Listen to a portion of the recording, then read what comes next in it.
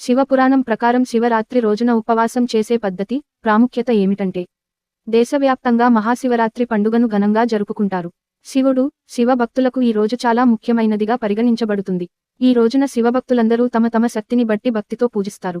ప్రతి నెల అష్టమి రోజు ఉదయం ఉపవాసం మొదలు పెట్టి రాత్రి సమయంలో ఉపవాసం విరమించుకుని ఆహారం తీసుకోవాలి. అయితే కాలాష్టమి నాడు రాత్రి కూడా ఆహారం తీసుకోకూడదు.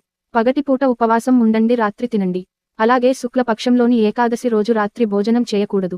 అదేవిధంగా శుక్లపక్షంలోని త్రయోదశి నాడు రాత్రి పూట ఉపవాసం చేయాలి. అదే కృష్ణపక్షంలోని త్రయోదశి రోజున ఆహారం తీసుకోకూడదు. మహాశివరాత్రి ఉపవాస ఆచారాలు. ప్రతి నెల వచ్చే శివరాత్రి ఉపవాసాలలో మహాశివరాత్రి పర్వదినం ఉత్తమమైనది. ఇది మాఘ మాసంలోని కృష్ణపక్షంలో వస్తుంది. శివపురాణం ప్రకారం ఈ రోజున తెల్లవారుజామున నిద్రలేచి స్నానం చేసి శుభ్రమైన బట్టలు ధరించి శివాలయానికి వెళ్లి శివుని పూజించండి.